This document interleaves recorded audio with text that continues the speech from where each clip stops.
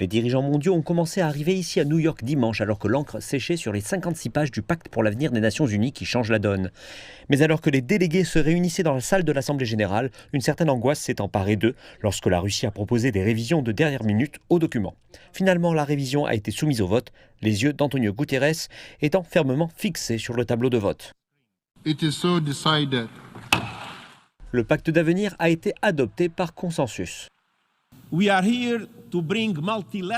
sommes ici pour amener le multilatéralisme du bord du gouffre. J'ai appelé à ce que ce sommet envisage des réformes profondes pour rendre les institutions mondiales plus légitimes, plus justes et plus efficaces sur la base des valeurs de la Charte des Nations Unies.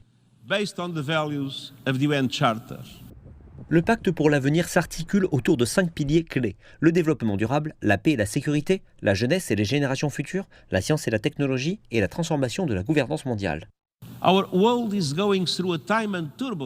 Notre monde traverse une période et des turbulences, et une période de transition.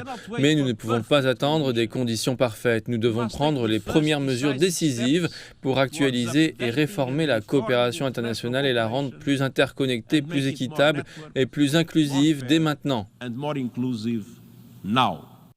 L'un après l'autre, les dirigeants du monde se sont engagés. Nombre d'entre eux ont souligné la nécessité de modifier l'architecture des Nations Unies, vieille de plusieurs décennies. Nous ne parviendrons pas à surmonter nos défis existentiels si nous ne sommes pas prêts à changer les structures de gouvernance mondiale qui sont enracinées dans les résultats de la Seconde Guerre mondiale et sont devenues inadaptées au monde d'aujourd'hui. La détresse de nos institutions de gouvernance, la méfiance entre les gouvernants et le gouvernement continueront à favoriser l'aliénation sociale dans le monde entier au moment même où nous avons besoin de trouver le plus grand nombre possible de personnes pour façonner un monde nouveau. Le sommet pour l'avenir, qui se déroule sur plusieurs jours, précède la réunion de haut niveau des Nations Unies qui aura également lieu ici à New York. Mardi, les dirigeants du monde entier auront à nouveau l'occasion de s'adresser aux membres. Alors que le pacte pour l'avenir définit la voie à suivre pour les Nations Unies, il appartient désormais au gouvernement du monde entier de veiller à sa mise en œuvre.